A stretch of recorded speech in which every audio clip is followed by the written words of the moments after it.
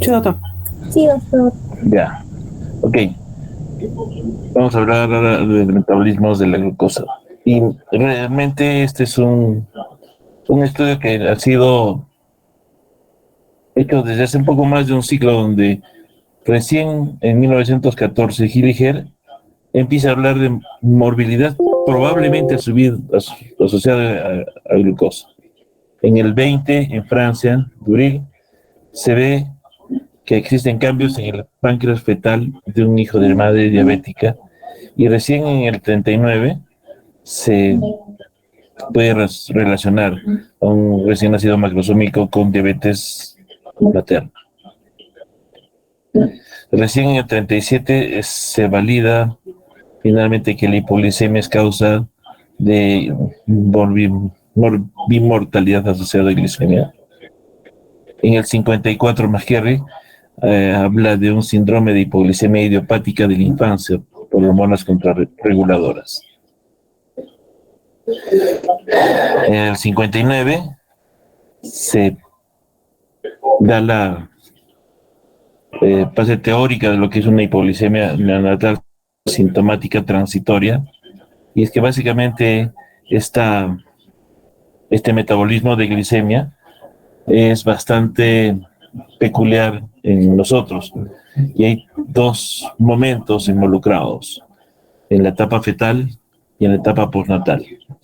Lo importante que entre uno y otro, entre la fetal y la postnatal, el recién nacido debe mantener una glicemia adecuada, y el cuerpo debe prepararse para tolerar en la etapa postnatal periodos cortos de ayuno.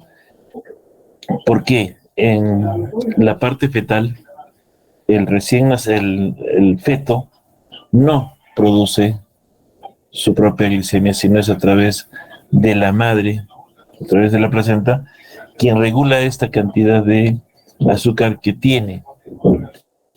Entonces no tiene necesidad de generar su propia glucosa o mecanismos que vayan a hacer que regulen y contrarregulen la cantidad de azúcar en su cuerpo.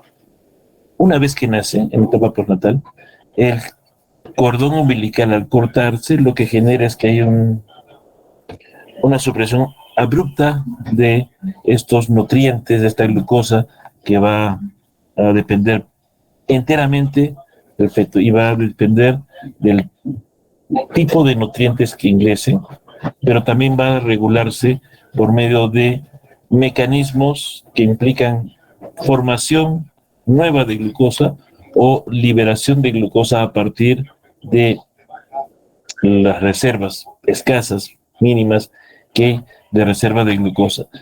Y además va a empezar a desarrollar, o ha desarrollado ya, mecanismos en los cuales puede generar glucosa a través de otros sustratos como las cetonas.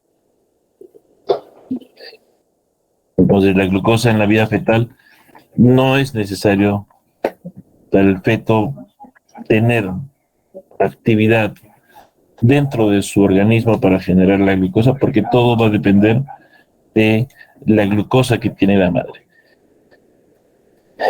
Si la glucosa en la parte materna es muy alta, en el caso de una diabetes materna, la contrarregulación de tener cantidades no muy altas de glucosa sí la va a empezar a tener el feto. Y lo que va a empezar a generar es cantidades importantes de insulina desde su páncreas, para que no haya una cantidad muy alta de azúcar en su sangre.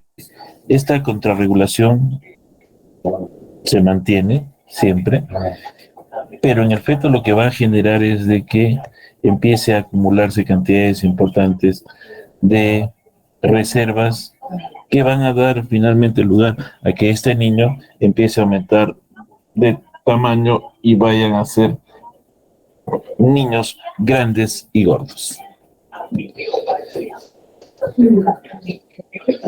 El 70% de esta glicemia es el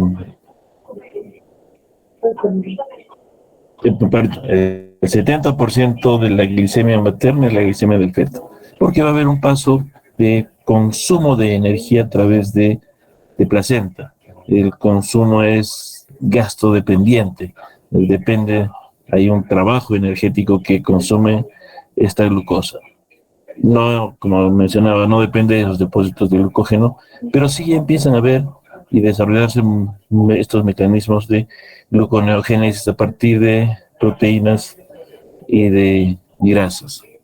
Entonces, no hay ningún problema. Esto finalmente en algún momento, o mejor dicho, en este grupo, vamos a ir viendo qué tanto se presenta en nosotros, porque hay un grupo que está investigando el, la glicemia materna y la glicemia del recién nacido, inmediato.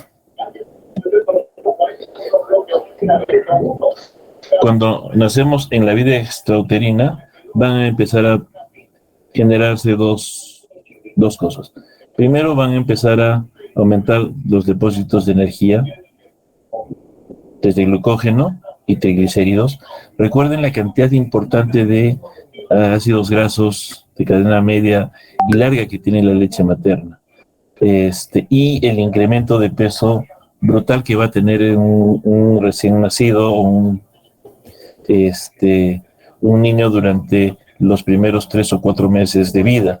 Recuerden que un niño que nace duplica su peso al nacer entre el tercer y el cuarto mes y lo triplica recién al año. Entonces el acúmulo de estos depósitos de energía van a ser bastante importantes y rápidos además, y para eso ya venimos casi programados. Pero también estos van a empezar a ver procesos enzimáticos que van a empezar a ser más eficientes en relación a lo que es una movilización de glucosa y un aumento en la producción de glucógeno a través de otras vías como son las proteínas y los ácidos y los lípidos.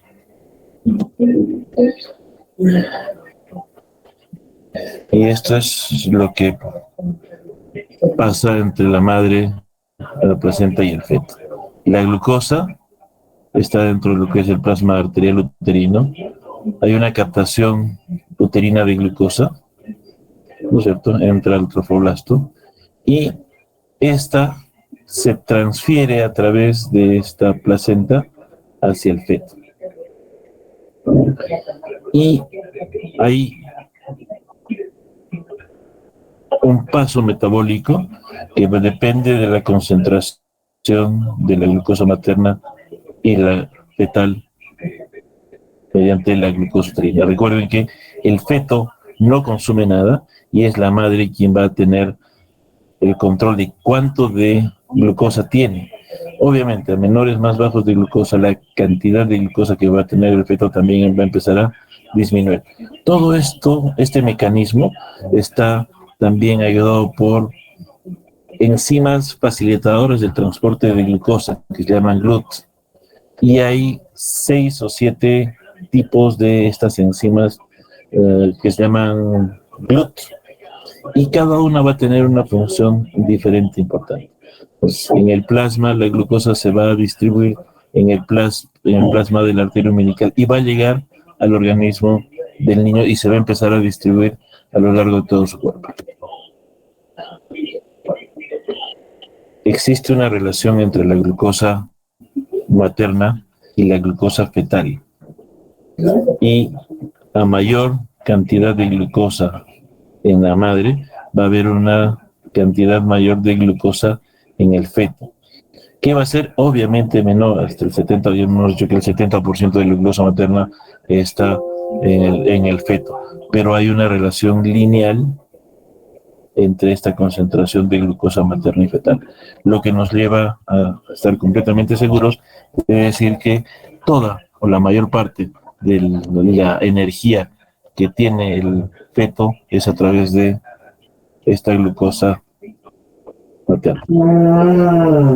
Hay una regulación endocrina, por supuesto, y esta regulación endocrina también genera alteraciones en lo que es el crecimiento fetal. Tanto el glucagón como la insulina son endógenas, propias, y esta va a generar finalmente que empiecen a funcionar los islotes pancreáticos, que al inicio son inmaduros, pero que van a estar en relación con la producción de insulina, y en el inicio los aminoácidos son los que van a estimular esta producción de insulina en un primer momento. Ya después entra la glucosa, y si la glucosa es mucho más alta, como en el caso de las madres diabéticas, esta insulina va a empezar a producirse para lograr una homeostasis y que no haya una cantidad muy grande de glucosa en el feto. Por otra parte, la contrarreguladora es el glucagon, que también va a empezar a tener un efecto contrarregulatorio en relación a la insulina. Y es estimulada también en forma mucho más indirecta por los aminoácidos en el componente fetal. Una de las cosas que ya está determinada y recién se ha visto, como ustedes han observado en la primera lámina, la percepción de que la glucosa forma parte importante y crucial en lo que es el desarrollo del cerebro, y que en algún momento se ha hecho mucho más importante, y después se ha investigado mucho más y se ha determinado que el cerebro es un órgano muy sensible a variaciones de glucosa. Se utiliza una gran cantidad, por la mayor parte de la energía que es transferida de la mamá al feto en relación a la glucosa, la mayor parte es destinada para el funcionamiento cerebral, ya desde la parte fetal. Entonces, la captación de glucosa, lo que finalmente hace que ésta se transforme en energía directamente para lo que es el metabolismo celular. Y esto se ve aquí cuando se ve cuál es la captación de glucosa umbilical en miligramos por kilo con minuto, que finalmente es el BIG, ¿no es cierto? Recuerden que el BIG es miligramos kilo minuto.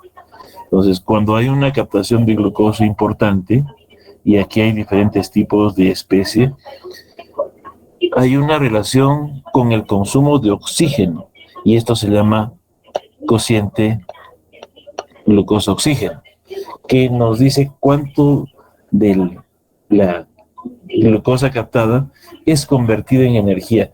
Y miren que la mayor parte, o el mayor índice, lo tienen los humanos, hasta casi el 0.8, lo cual nos dice que la mayor parte de esta energía,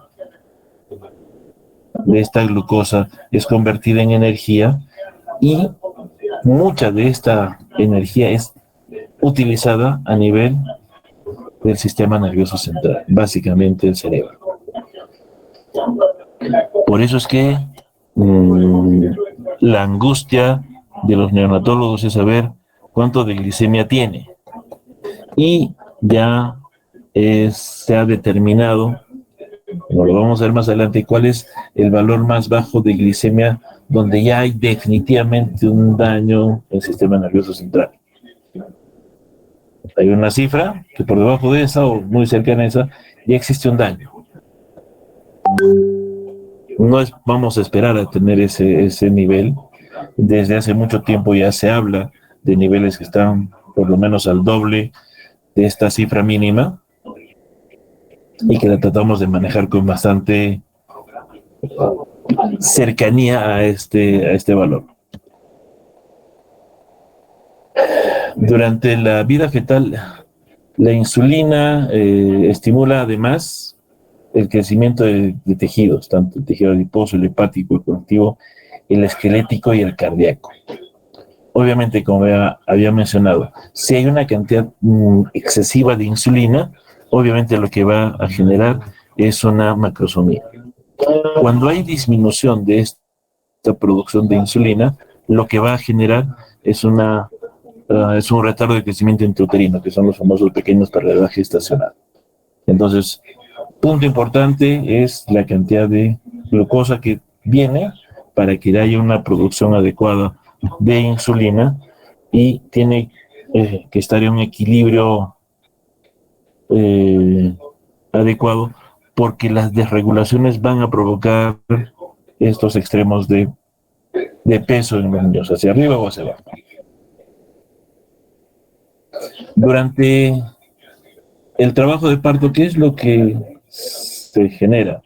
Primero hay un aumento de la actividad de córtico suprarrenal, ¿no es cierto? Hay liberación de hormonas de estrés, y estas que hacen aumentan el consumo de oxígeno y disminuyen la cantidad de insulina. Por consiguiente, lo que va a pasar al momento de clampar el cordón es que la llegada de glucosa al cuerpo va a cortarse abruptamente, y esto genera que aumente el glucago, y esto va a hacer que la insulina disminuya también en forma mucho más lenta, y hace que sea un mecanismo de protección para evitar hipoglicemia durante las primeras horas de vida. Este es un punto más que importante también para hacer lo que se llama el contacto precoz piel a piel. Recuerden que el concepto de contacto precoz está muy ligado a que el niño esté y que se empiece a adaptar al nuevo ambiente donde se va a desarrollar, y que parte de este proceso, en la teoría por lo menos, es que el niño va a empezar a succionar la poca cantidad de calostro que la mamá empieza a tener, pero va a empezar a hacerlo. Y eso va a asegurar que empiece a regularse no solamente su temperatura, no solamente su patrón respiratorio, sino también su glicemia, porque va a tener el ingreso de cantidades pequeñas y mínimas de alimento oral que van a empezar a regular también mucho mejor este sistema endocrino. Pues vean que todo va encajando para que podamos tener una transición adecuada. Durante las primeras horas de la vida, la primera, segunda hora, hay una caída bastante rápida de glucosa, que después, hacia las 24 horas, termina esta caída abrupta de lo que es la glucosa. También empieza a alterarse el glucógeno. En los prematuros, como no hay o tiene mucha menor cantidad de reservas de glucógeno, obviamente la caída de la glicemia es mucho más rápida también. Al igual que es lo contrario que pasa con los grandes, que tienen una cantidad muy grande de insulina, y esos hacen que se consuma mucho más rápido, y también la caída va a ser bastante rápida. En los prematuros el concepto es diferente, tienen niveles muy bajos de depósitos de glucógeno que van a hacer descender, y vamos a tener problemas de glicemia en ellos. También es cierto que los sistemas enzimáticos todavía son inmaduros, y esto afecta obviamente la síntesis de glucosa, que va a empezar a ser menos efectiva. Por lo siguiente va a ser más pequeña la cantidad de glucosa que se va a empezar a generar a través del cuerpo durante las primeras 24-48 horas de vida. Si es que hubiera una escasez detectiva de pozo y niveles de ácidos grasos libres bajos, esto va a generar también una caída mucho mayor de glucosa en el recién nacido. ¿Por qué? Porque no todo lo que se produce en el cuerpo para glucosa está bajo lo que es los almacenes de glucógeno, sino una parte importante, hasta el 30%, proviene de una gluconeogénesis en el feto. Lo que sucede cuando se corta abruptamente el cordón umbilical, ¿qué es? Eso obliga a que haya una producción endógena por el hígado. Eso obliga a que nosotros tengamos que darle un aporte enteral a este recién nacido para que pueda regular la cantidad de azúcar. Y si no lo tenemos, vamos a tener que darle un aporte parenteral. El valor más bajo de glicemia se reporta entre la primera y segunda hora de vida. Sin embargo, puede mantenerse bajo, como ya lo había mencionado, durante las primeras 24 horas. En un recién nacido a término sano, este mecanismo se autolimita bastante fácilmente y los valores de glicemia pueden elevarse incluso antes de estas 2 horas de vida, donde se van a encontrar valores mucho más bajos. Esta regulación ocurre por lo menos en el 90% de los recién nacidos. El otro 10% o va a estar dentro de los grandes, dentro de los pequeños y dentro de los que tienen algún tipo de problema asociado, vale decir, tienen algún tipo de infección, son portadores de algún tipo de enfermedad, como por ejemplo los errores innatos de metabolismo. Eso es lo que sucede y acá ya empezamos a hablar de valores. Miren, cuando nacemos y en las primeras horas de vida, y esta glucosa puede bajar hasta más o menos 48, 50 miligramos por decilitro. Y después tiende a elevarse, pero va a estar más o menos alrededor de 70 miligramos por decilitro durante la primera semana de vida. Y se va a mantener más o menos alrededor de entre 70 y 80 miligramos por decilitro después de la primera semana de vida. La parte más complicada está en las primeras 12 horas de vida, donde pasan varias cosas. Recuerden que es el momento donde está presente el concepto de adaptación en la vida extrauterina. Pues esta adaptación no solo es física, no solo es de órganos grandes o de órganos diferentes como corazón, pulmón, riñón, sino también de una parte endocrina que es bastante importante. ¿Por qué? Porque está relacionada con el sistema nervioso central. Y miren lo que pasa, la glucosa baja, el glucógeno también baja, los ácidos grasos libres empiezan a incrementarse y salir, pero también las catecolaminas después de una salida intensa ocasionada por el fenómeno de estrés empiezan a disminuir, la insulina empieza a bajar también y empieza a aumentar el glucagón en respuesta a insulina y catecolaminas, y a glucosa y a glucógeno y ácidos grasos libres.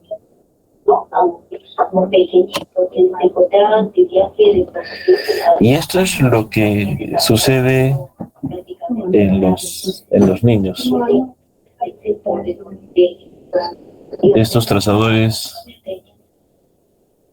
de concentraciones de glucosa en la vena umbilical y en la parte arterial y en la parte venosa. Y miren que en miligramos por decilitro esta se mantiene. Cuando son grandes para edad gestacional, estas cantidades de glucosa son también mucho más elevadas y hay una relación que finalmente es transferencia entre la parte arterial y entre la parte venosa y la parte arterial, que implica que es la transferencia finalmente que se produce entre la placenta y el feto. Hay una regulación también entre la concentración de glucosa materna y la edad gestacional, la concentración de la glucosa en milimoles y la edad gestacional, que al inicio es mucho mayor y que después va siendo menor. La relación entre la materna y la arteria, y la relación que hay entre el traspaso, que va siendo más o menos casi cero, lo que se encuentra entre la diferencia que se encuentra entre la parte del feto y la parte materna. Que esto es lo que deberíamos encontrar nosotros, que va a haber una diferencia más o menos de un 30-20% entre la glicemia materna y la glicemia del recién nacido.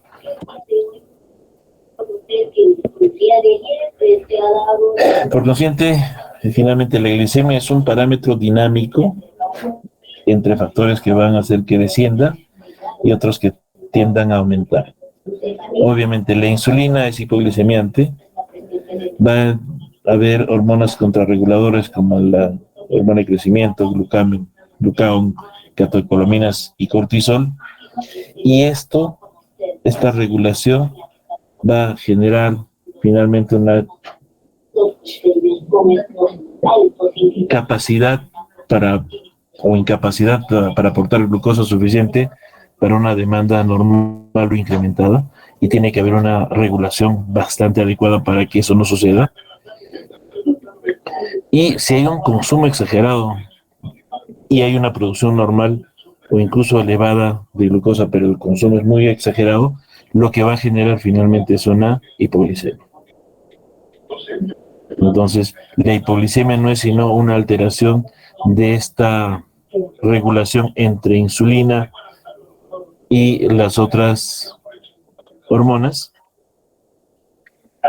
para mantener una cantidad constante, más o menos definida, de glucosa, que va a depender además de lo que yo le doy por la vía enteral y lo que yo tengo de reservas. Y recuerden aquí el otro concepto de la grasa parda.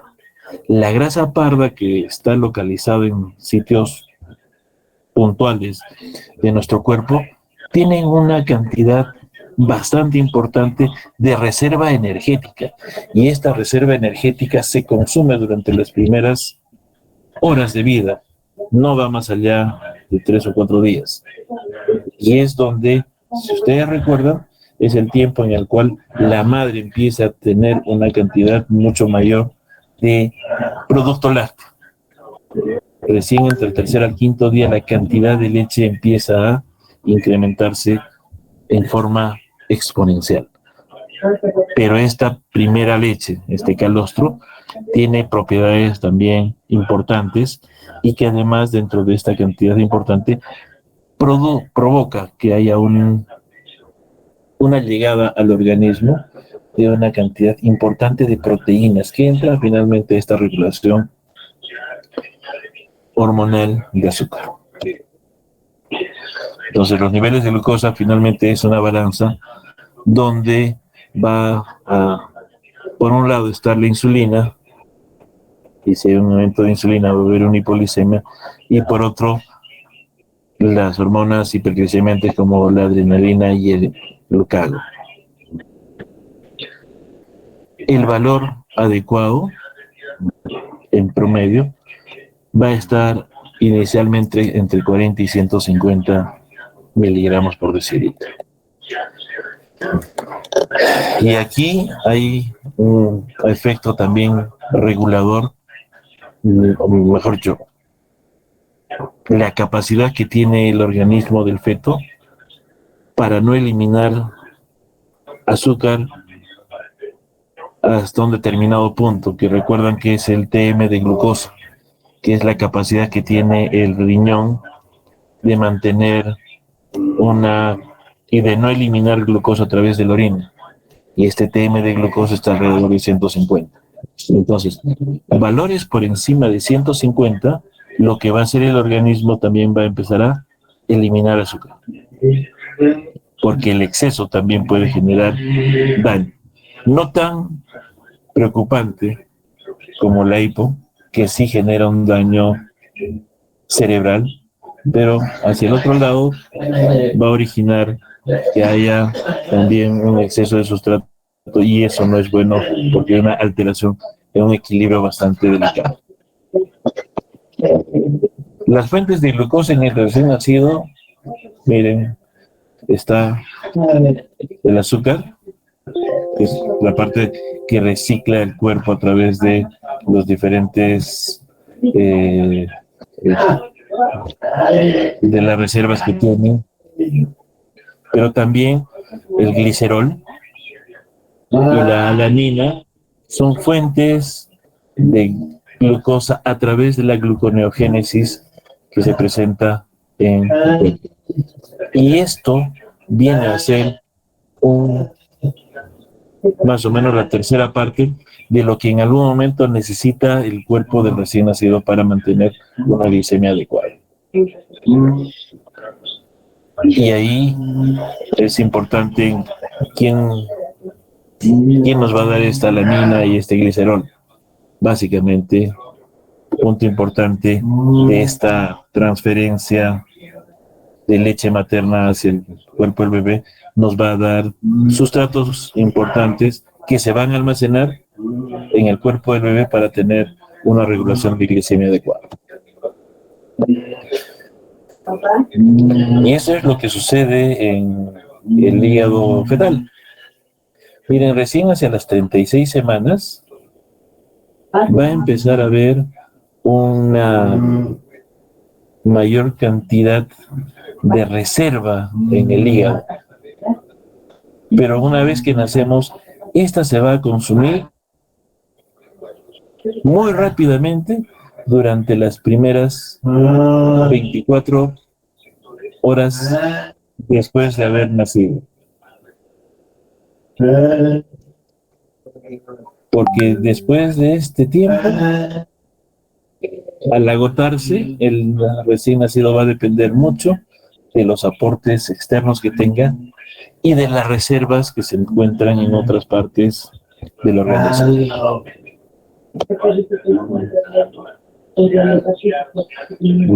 Les hablaba de estas proteínas reguladoras de glucosa y miren lo que se está encontrando. Cuando hay diabetes materna, ya se ha encontrado que, al igual que en los retardos de crecimiento intrauterino, esta GLUT disminuye, esta GLUT1, la GLUT3 se comporta de manera diferente, aumenta cuando hay retardo de crecimiento, pero no hay cambios en lo que es diabetes materna. Y en la GLUT4 no hay cambios. Como les decía, cada día o cada vez, a medida que pasa el tiempo, se están descubriendo mucho más estas enzimas transportadoras de glucosa en la parte fetal.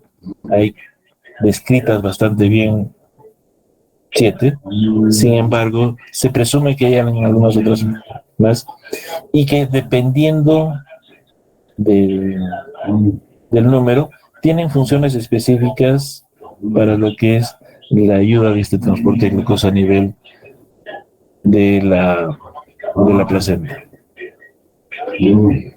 Y también hay cosas que son peculiares, que es el consumo de oxígeno fetal. Y esto está en relación con la cantidad de energía que se transporta. Toda esta glucosa, ¿para qué sirve?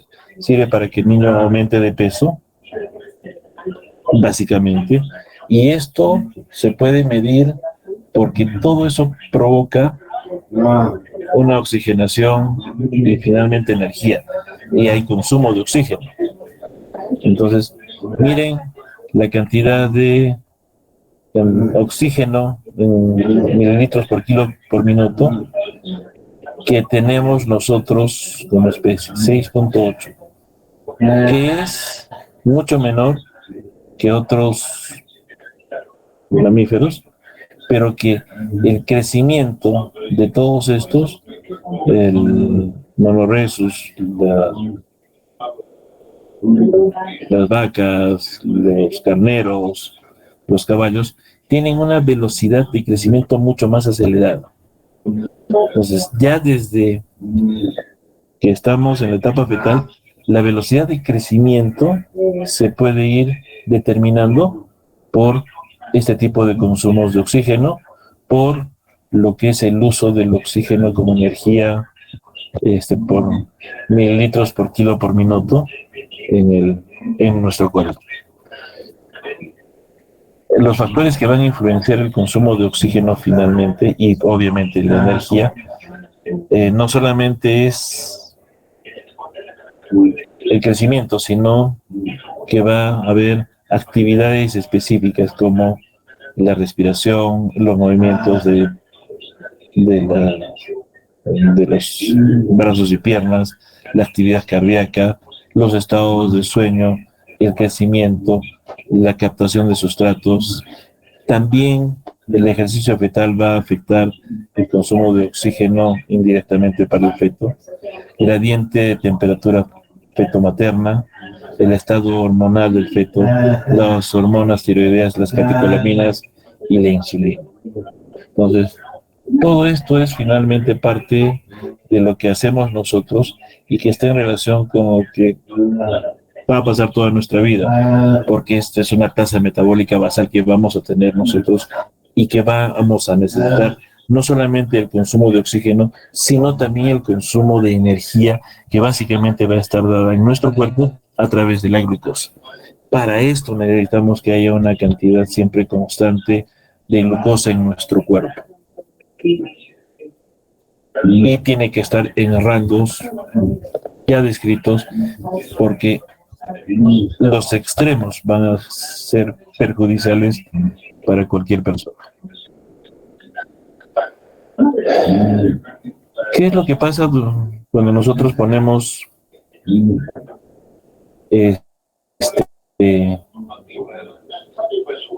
algún tipo de solución en nuestro cuerpo?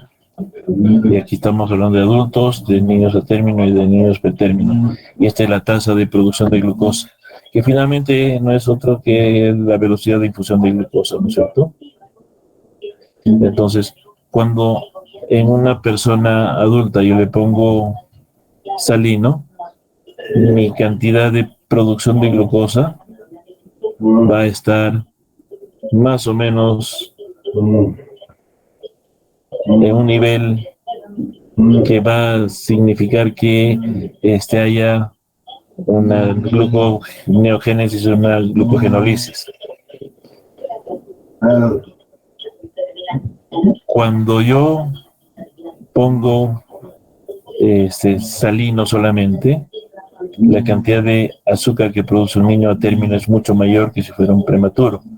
Pero también hay aumento en la producción, o es menor cuando yo tengo la infusión de glucosa. Con la infusión de glucosa voy a tener problemas en prematuros.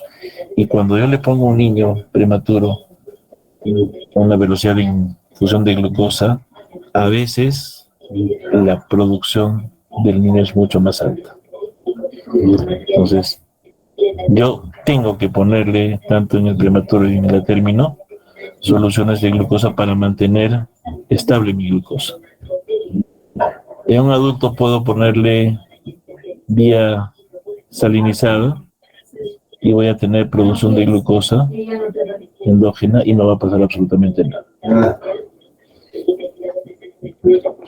Y aquí está también la correlación entre la concentración de insulina en la abscisa y en la ordenada la velocidad de infusión de glucosa. A mayor cantidad de infusión de glucosa, mi cantidad de insulina va a ser menor. Y hay una relación inversa. A menor cantidad de glucosa, mi insulina va a ser mucho más baja. Perdón, mucho más alta. Y eso va a hacer que tenga más riesgo de hipoglucemia. Lo importante y lo más adecuado va a ser que estemos alrededor de entre 4 y 5 para que haya una contrarregulación adecuada. En adultos esta curva es mucho menos alta y mucho más corta. Por consiguiente, vamos a tener menos problemas cuando le pongamos una infusión A. La hipoglicemia neonatal, ¿cuál es la incidencia? 1 a 5% por cada 1000 recién nacidos vivos de bajo riesgo, que puede incrementarse hasta el 30% cuando hay alto riesgo. Lo que comentaba, y aquí vamos a empezar a poner rangos. No hay un consenso establecido para una definición formal de hipoglicemia, pero hablamos de valores, 40 o 47, y cada vez más está el valor hacia 47, pero sí está establecido que valores por debajo de 20 miligramos por decilitro por más de 10 horas, hay una lesión cerebral irreversible. Y aquí pueden haber conceptos como de hipoglicemia sintomática. Niños con niveles de glicemia bajos, que no dan síntomas y que cuando nos damos cuenta ya es demasiado tarde. Entonces, la idea siempre es mantener nuestra glicemia por encima de 47 miligramos por decilitro, especialmente durante las primeras 48 horas de vida. Y eso ya es un consenso establecido a nivel mundial. Entonces, la hipoglicemia es existencia de cifras de glucosa en sangre inferiores a las consideradas normales. ¿Cuál va a ser lo normal para nosotros las primeras 48? 47. Por encima de las 48 horas tiene que estar por valores más altos, por lo menos en 50.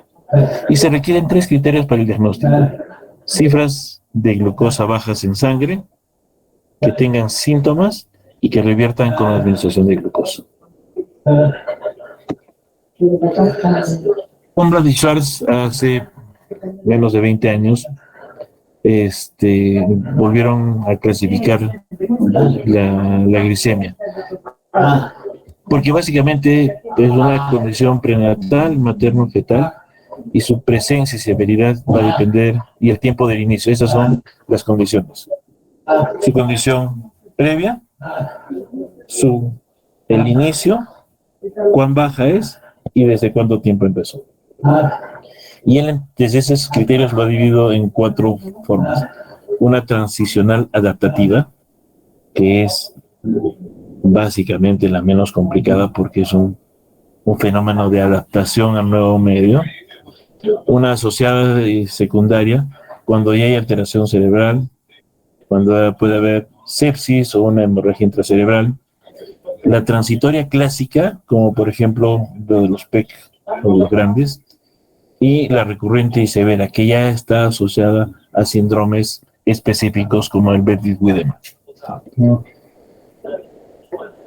Lo que él vio es que las manifestaciones clínicas se observaban mucho más cuando habían concentraciones de glucosa menos de 25 miligramos, y lo que él planteó es que al incrementar la glucosa hasta 40 miligramos por decilitro, ya no se observaban estos signos.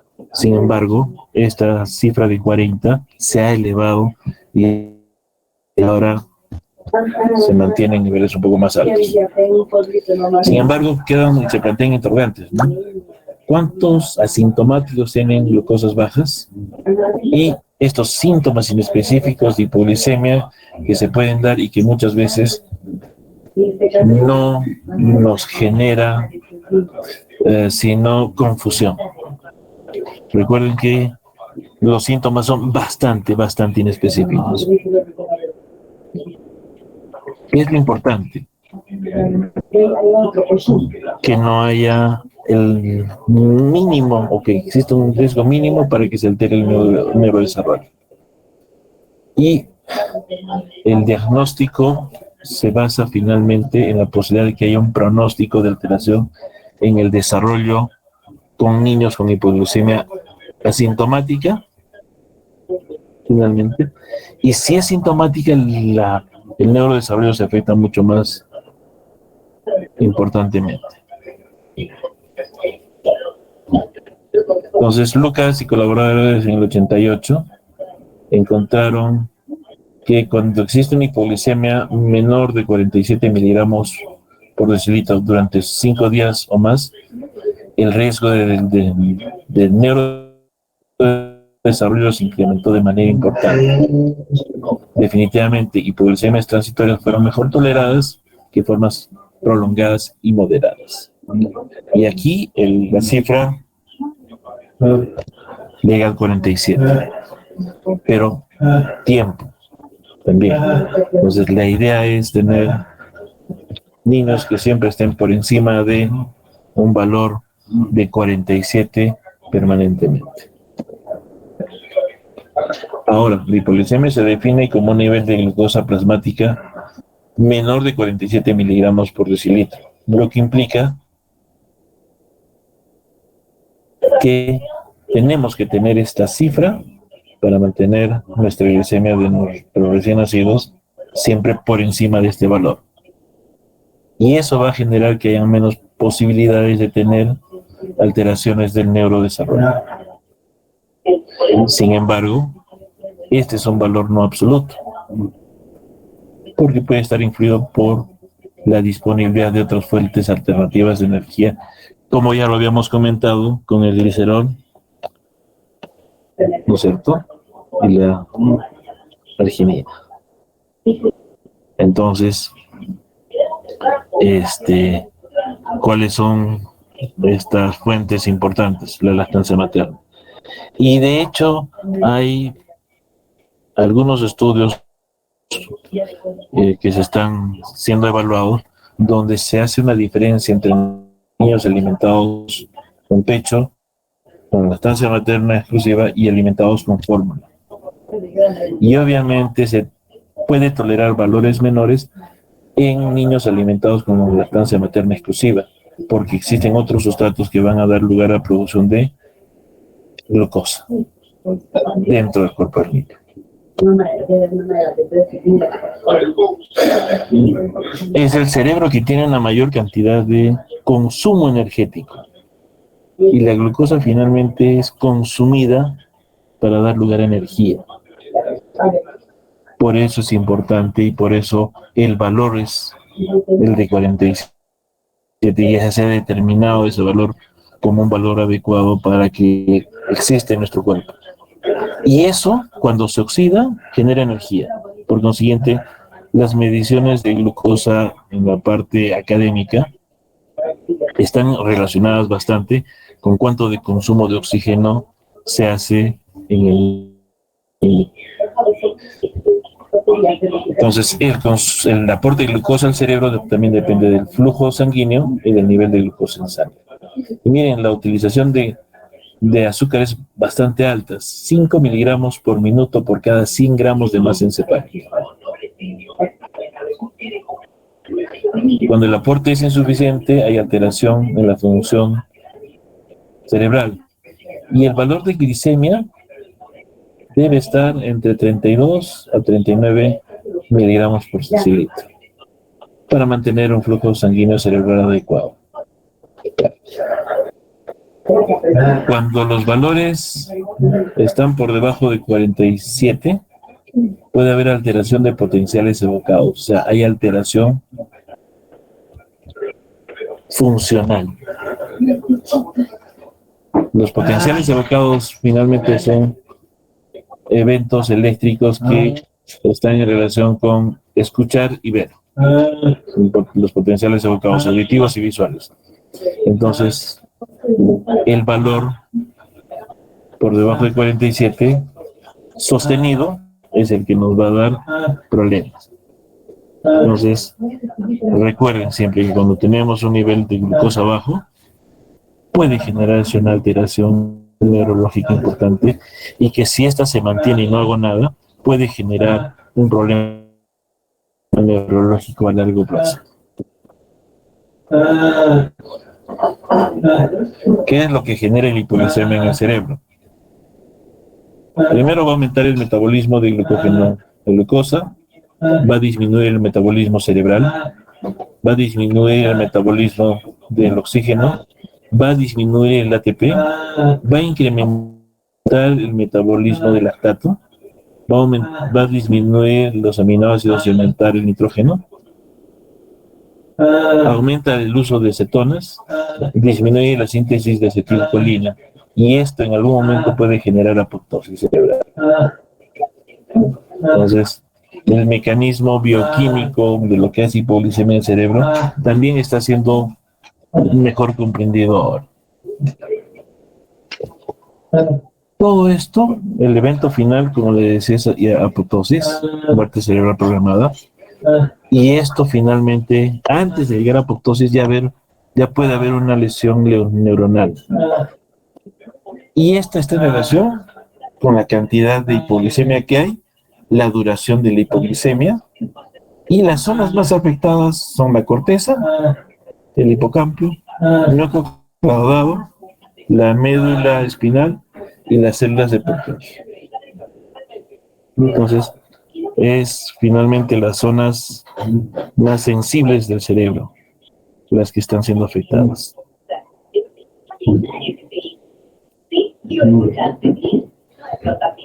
Recordaban que había una disminución de aminoácidos, pero ¿qué es lo que sucede? Va a haber una alteración de los aminoácidos excitatorios y básicamente hay una mayor liberación de glutamato, que son receptores de los aminoácidos en las neuronas y que son parte de los neurotransmisores, que es como actúa finalmente el cerebro. Entonces, ¿qué es lo que hay que evitar? Es que aumente el glutamato. El bloquear estos receptores de glutamato previene la muerte neuronal. Sin embargo, lo ideal que sería que no haya activación de estos aminoácidos y que, ¿cómo voy a lograr? Previniendo hipoglicemia.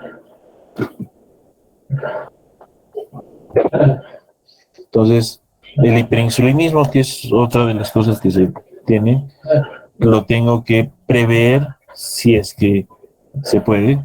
Por consiguiente, voy a tener cuidado con los grandes para gestacional, con los pequeños, con los que sé que pueden tener algún tipo de infección.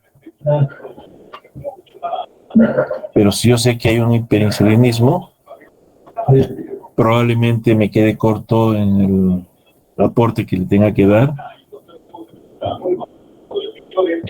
Este hiperinsulinismo va a dar lugar a una utilización incrementada de glucosa, una alteración de la gluconeogénesis que en algún momento puede ser insuficiente, va a provocar hipoglicemia. Y eso es lo que tenemos que evitar siempre. Por eso es que, recuerden, en chicos grandes o en pequeños para edad gestacional debemos de tomar glicemia al momento de que el niño ha nacido, y, como ya sabemos, no inmediatamente, sino después de la primera o de la segunda hora. El hiperinsulinismo, que es otra de las clasificaciones que veíamos de Conblatt, básicamente es el disturbio endocrino más común. La insulina incrementa la síntesis de glucógeno y la captación celular de glucosa, y los niveles circulantes de insulina inhiben lipólisis, cetogénesis y glucogenólisis. O sea, no solamente es que incrementan el consumo, sino que disminuyen la glucogenólisis, la cetogénesis y la lipólisis, que es el más problemático el problema. Entonces, va a haber una hiperplasia de células beta pancreáticas en quienes vamos a verlos: en hijos de madres diabéticas, en la necidioblastosis, en el síndrome de Bell-Wiedemann, en la eritroblastosis fetal y en una beta simpático-mimia. Entonces, ¿qué es lo que hay? El hijo de madre diabética, básicamente por la teoría de Pedersen, es una hipertrofia pancreática con hiperplasia de células B que generan hiperinsulinismo.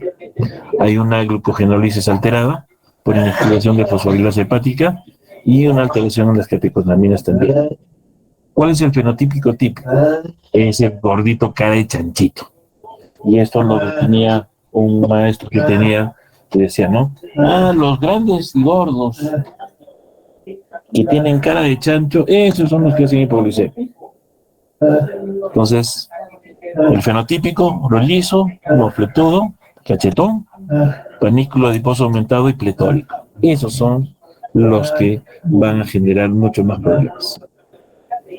El síndrome de Wiedemann es un síndrome raro que ha estado identificado que está en el cromosoma 11, el P15.5, y es un sobrecrecimiento asociado a defectos congénitos. Produce hipoglucemia hiperinsulinémica, riesgo de tumores en la infancia, y hay una triada, onfalocele, macroglosia y gigantismo. Pero pueden haber otros hallazgos, anormalidades renales, hipoglucemia, apéndices preauriculares, nevus flammus, defectos cardíacos congénitos, hemihipertrofia, criptorquidia y desarrollo de tumor de Wilms. Entonces ustedes ven en la fotografía derecha superior que hay una diferencia importante de la pierna. El lado derecho, como están viendo, es mucho más delgado que el izquierdo. Y eso se puede ver. Pero tiene otros defectos también. La mesidoblastosis ahora se llama hipoglucemia hiperinsulinémica de la infancia. Y este es un defecto genético asociado a canales de potasio sensibles a ATP, donde va a haber hipersecreción de insulina y donde hay 4 genes comprometidos. Recuerden ahora que muchas de las patologías que se está viendo están en relación con estos canales de sodio-potasio en las células. Entonces, mesidoblastosis es una alteración de los canales de potasio sensibles a ATP, que eso va a dar lugar a hipersecreciones de insulina. No puede ser detectada intraútero, hay presencia de macrosomía. Sin embargo, muchos pueden ser pequeños o adecuados o prematuros. Tienen una apariencia distinta. Parecieran intoxicados por insulina. Es de inicio posterior al nacimiento. La sospecha es cuando tenemos que empezar a usar velocidades de infusión altas. Y cuando no lo reconocemos y lo tratamos adecuadamente, el riesgo de daño neuronal severo es importante, como retardo mental importante también. Lo otro es cuando hay un aporte inadecuado del sustrato, no hay un aporte adecuado hacia el hígado, la salida de glucosa no alcanza las demandas, hay depósitos subnormales de glucógeno y el glucógeno es acumulado en el recuerden que el glucógeno es almacenado en el tercer trimestre. Ya lo habíamos visto que en la semana 36 a 38, 39, el glucógeno se almacena bastante, mucho más. ¿Qué se ve esto? En los prematuros, en los retardos del crecimiento, en algunas enfermedades de almacenamiento de glucógeno, en la deficiencia de glucosa 6-fosfato, la deficiencia de amilo 1,6-glucosidasa y en deficiencias de fosforilasa. ¿Qué es lo que hay aquí? Hay una alteración de la gluconeogénesis, un retraso en la modulación de la enzima fosfonol piruvato carboquinasa, y esto va a generar, se genera por alteraciones congénitas de la gluconeogénesis. Hay desnutrición intrauterina, por lo cual la mayor parte van a ser TEG. Y básicamente también son por errores innatos o congénitos de metabolismo, que no son felizmente muy frecuentes y que no lo vemos mucho en Cusco. Y creo que es porque no hay o no lo sabemos reconocer en su real dimensión. Cuando hay un uso incrementado de glucosa, son niños con reservas normales, sus mecanismos están intactos, pero son niños que han sido sometidos a un estrés importante. Y al aumentar las catecolaminas, lo que generan finalmente es que la energía no satisface los requerimientos importantes que se tienen. Y están los asfixiados, los con hipotermia, los sépticos y los policitémicos. Pues ellos también van a tener hipoglicemia. Entonces, los factores de riesgo en general para hipoglicemia son prematuros, bajos pesos, postérmino, macrosómicos, retardo de crecimiento, los deprimidos con asfixia, los que tienen diabetes materna, los con antecedentes de diabetes materna, los que tienen hipotermia, los que tienen policitemia, los que tienen un síndrome de estrés respiratorio, los que a la mamá les hemos dado endovenoso en el último trimestre, nos hemos pasado de volumen, los que han usado tocolíticos, los beta bloqueadores, los que tienen enfermedad hemolítica, la exsanguina, transfusiones totales, las insuficiencias cardíacas congestivas, la sepsis. Entonces, muchas de estas cosas están en relación indirecta. Si estoy usando tocolíticos, eso quiere decir que la mamá tiene hipertensión inducida por el embarazo. Si está usando beta bloqueadores, una mamá con problemas cardíacos o una mamá que tiene también antecedentes de preeclampsia. Entonces, nuestras más angustiantes, los macrosómicos y los bajo peso, que esos son los que vamos a identificarlos con mucha más frecuencia. ¿Cuál es la clínica? Es inespecífica. Hay apatía, letargia, pobre succión, irritabilidad, tremores, disminución de respuesta enzima a estímulos, hiporreflexia, hipotonía, taquipnea, o apnea, cianosis, llanto agudo y débil, inestabilidad térmica, hipotermia, dificultad respiratoria, convulsiones y diaforesis. Cualquier cosa. Vómitos, si quieren, también. Cualquier cosa que se les ocurra va a estar. Pueden haber hipotermia, sí, podría haber hipertermia también, porque hay una inestabilidad térmica. Si bien es cierto, es más frecuente la hipotermia, también puede haber hipertermia. Y aquí se ha tratado de relacionar la cantidad de plasma, de glucosa en plasma, los síntomas y las adaptaciones hormonales. Entonces, no hay ninguna cuando estamos por encima de 70. Ahí, ¿qué es lo que sucede? Empieza a disminuir la insulina. Pero a partir de 60, 75 pueden empezar a haber síntomas neurogénicos, tremor, sudor, estar fastidiados, ansiedad, y es donde empieza a aumentar el glucagón y epinefrina. Por debajo de 50 hay el aumento de hormona de crecimiento, aumento de acetilcolina y aumento de cortisol en ese orden, y empiezan a haber signos de neuroglicopenia, convulsión borrosa, convulsiones y finalmente coma. Entonces hay síntomas simpáticos y parasimpáticos.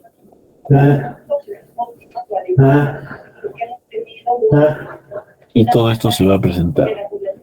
En las manifestaciones clínicas, aparte puede haber apnea, bradicardia, cianosis, hipotermia. Y el diagnóstico diferencial siempre va a ser sepsis. Por consiguiente, toda sepsis tiene que tener un control de glicemia.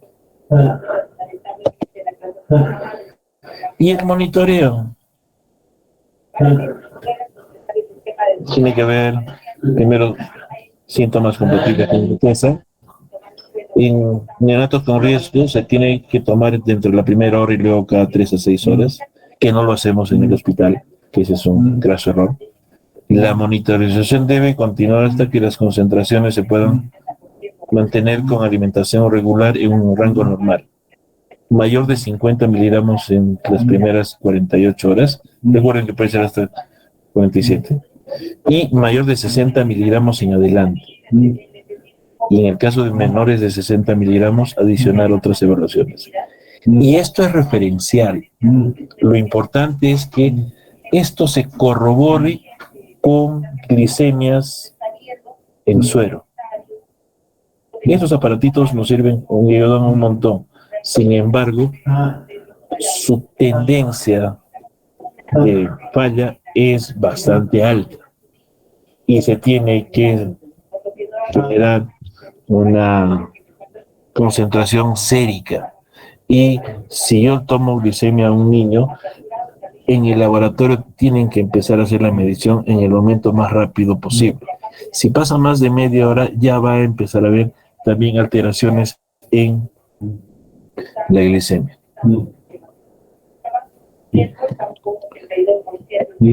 El diagnóstico es por concentraciones de glucosa plasmática, por venopuntura, cuando te tomamos un tubo que tiene que tener un inhibidor de glucólisis. El procesamiento tiene que llevarse a cabo rápido, porque les comentaba ya que lleva valores bajos, y las tiras reactivas. Y el diagnóstico nunca se debe hacer por esto de las tiras reactivas. Se sospecha sí, pero tiene que confirmarse con una glicemia central, necesariamente.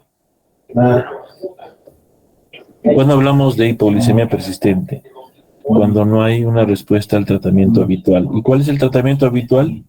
Es colocar bolos de dextrosa de 200 miligramos por kilo. Son microbolos de dextrosa y lo que va a generar es un aumento importante de glucosa. Esta infusión de glucosa va a haber y tenemos que tener un incremento gradual de 2 puntos cada vez y podemos llegar hasta 15 miligramos por kilo por minuto. Recuerden que cuando hablábamos de VIG, el VIG que yo me mantengo un niño puede ser entre 4 a 6 miligramos por kilo. Pues ahí se va a ir aumentando y cuando le pongo un bolo, le aumento el VIG y le tomo un control y sigue con una hipoglicemia, le tengo que repetir el bolo, le tengo que aumentar el VIG y le tengo que volver a tomar.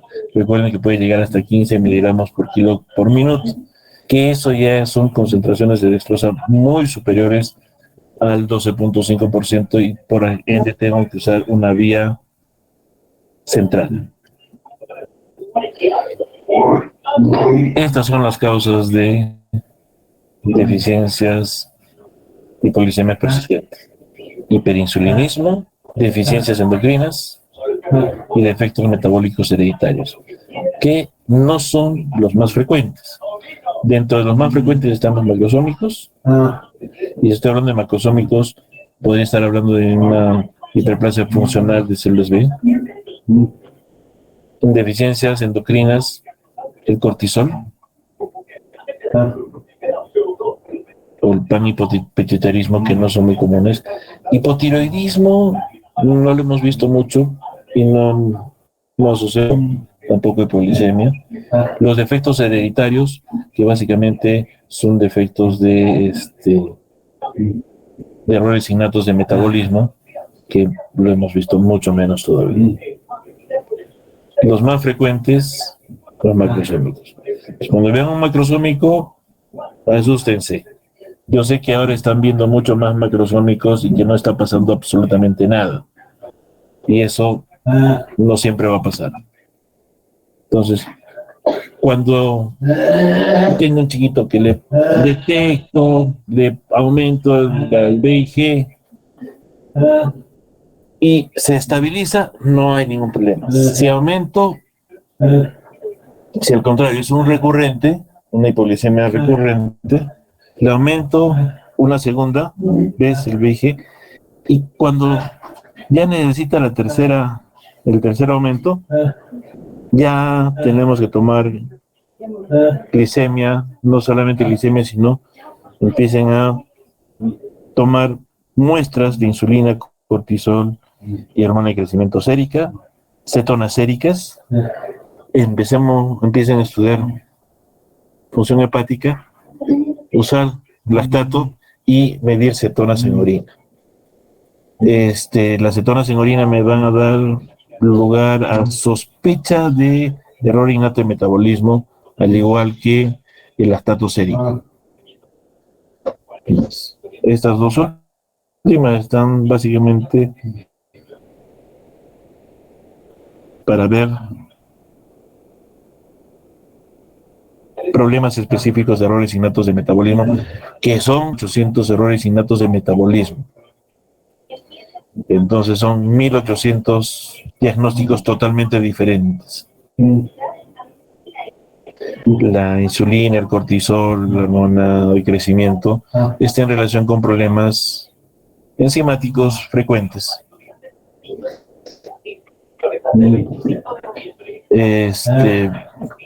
Al igual que las cetonas. Entonces, la congelan, la orina también se congela y congelada se puede mandar a otros hospitales. Lo importante es tomar las muestras basales, que si están congeladas no van a variar, no se van a alterar, y tratar la hipoglicemia y sacar al niño de la hipoglicemia y llevar a valores de glicemia normales. Ya después nos preocuparemos de cuál es el diagnóstico final. Entonces, cuando hay niños de riesgo o sintomáticos, glicemias repetidas, si la glicemia es baja, se hace diagnóstico de hipoglicemia. Y aquí, si la glicemia es de menos de 40 miligramos, tenemos problemas. En los prematuros, menos de 25 miligramos de su hipoglicemia, y en los prematuros no extremos menos de 30. Recuerden que los prematuros viejos, los de a partir de 34 semanas, ya entran a ser este valor de 50.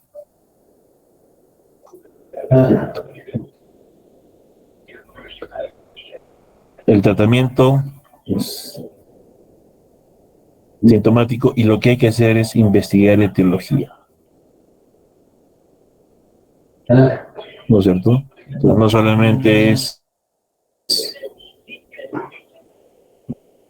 ver por qué fue la hipoglicemia, sino que asociada sea algún tipo de patología materna o sea un niño que ha tenido algún tipo de tratamiento que pueda identificarnos esta hipoglicemia. ¿Qué es lo que tenemos que hacer? Alimentación precoz. En algunos sitios se da el suero glucosado, que es una práctica que cada vez está siendo más precoz y succión. En los casos sintomáticos, vamos a darle una infusión de dextrosa al 10%, 12 cc por kilo, a un ritmo de 1 o 2 centímetros cúbicos por minuto, y después vamos a empezar con una infusión de glucosa de 4 a 6 miligramos por kilo por minuto. En los casos asintomáticos, y si el tratamiento anterior está yendo más o menos bien, podemos incrementar de repente un poco si es que estamos muy bajos estamos por los 50, podemos incrementarle el VG en 2 puntos, en bomba de infusión, y si la glicemia se controla, quedarnos en estos 4 o 6 miligramos por kilo por minuto. Cuando hemos incrementado y no hay solución para nuestro caso y estamos dándoles de 6 a 8, no mejoró, aumentamos de 10, 12 hasta 15 y tenemos problemas con glicemia, vamos a hacer y tomar estas pruebas, y en los casos que no podamos controlar todavía bien, ya tenemos que empezar a hacer uso de corticoides, que puede ser hidrocortisona o prednisona, diazóxido, glucago o hormona de crecimiento.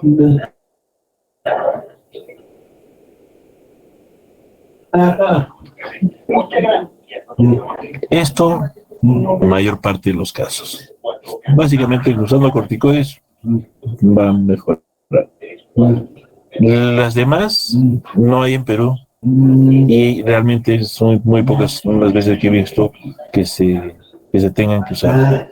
Si he visto usar 2 veces en mi vida, eso ha sido mucho.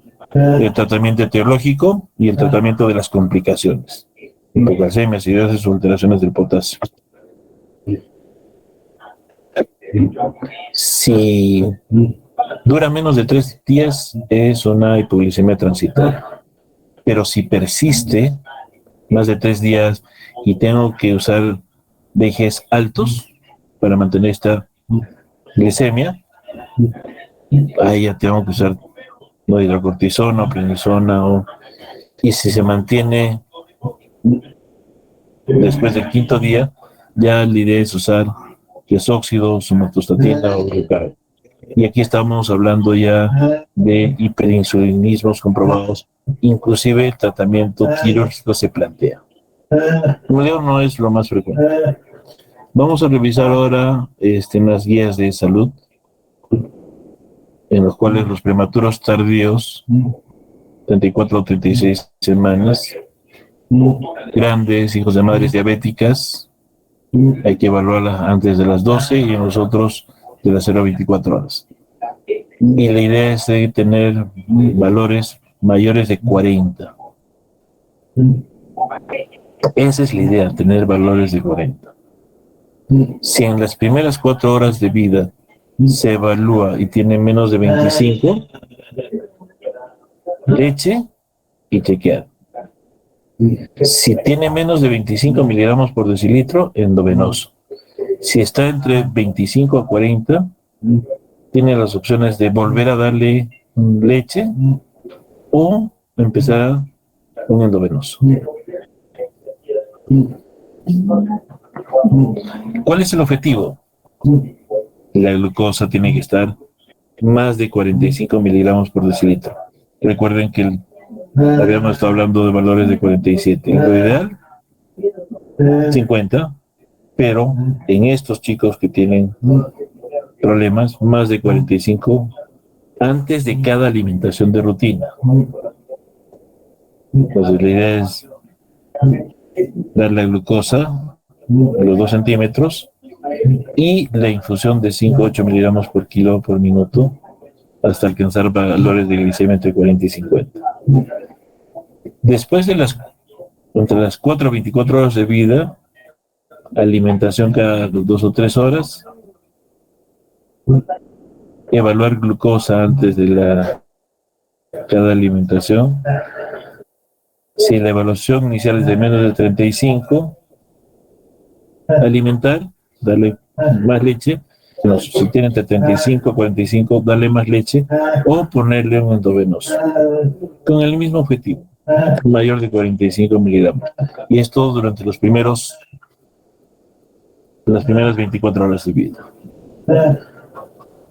¿Alguna pregunta hasta acá?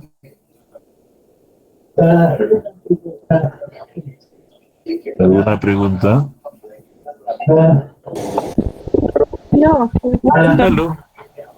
Desde el más allá. Ya. Okay.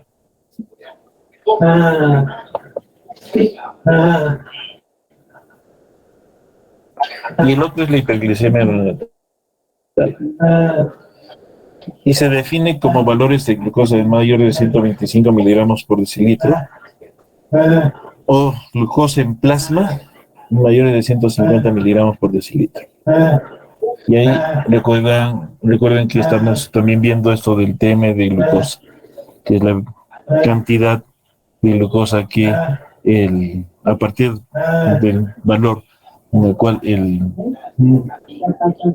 riñón neonatal o el riñón en general pierde azúcar. ¿Cuándo nos debemos empezar a preocupar? Cuando los valores superan los 180 a 200 miligramos por decilitro. Porque la glucosuria está cerca de los 200 miligramos por decilitro. Y si empieza a haber glucosuria, lo que va a pasar en estas personas es que van a deshidratarse. Obviamente, alteraciones en hiperglicemia van a ser más frecuentes en recién nacidos prematuros y que además tienen infusiones de virus. Generalmente tienen una mala respuesta a insulina, mientras más prematuros, menor respuesta a insulina tienen. Y la idea es que regulemos primero la infusión de glucosa. En algunos chicos tienen VIGs bastante bajos, con concentraciones en 5%, y siguen habiendo, y con insulina, y siguen siendo persistentemente hiperglicémicos. Y no es muy frecuente, pero eso se convierte en un problema. Entonces ahí incluso le ponen solamente suero. Y ahí es básicamente un aumento en la liberación de hormonas contrarreguladoras asociadas al estrés.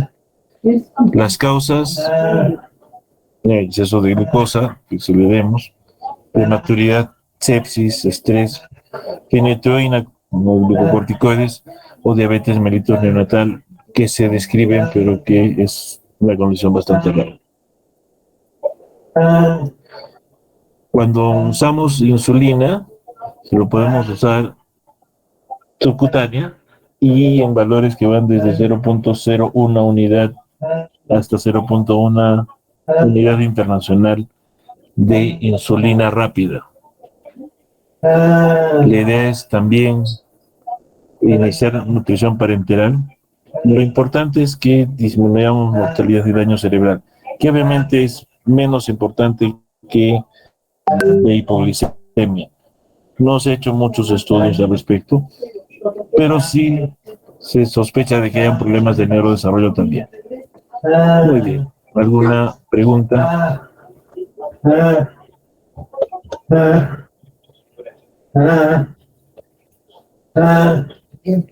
¿Preguntas?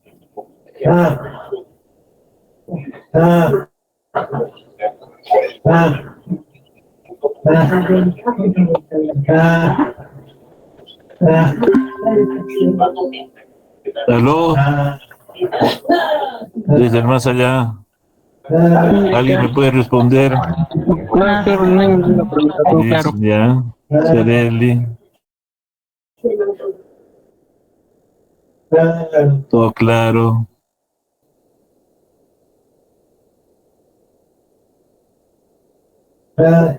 Ok. ¿Dónde está? A ver. ¿Quiénes se quedaron colgados en la clase anterior? Joaquín, creo que tú estabas.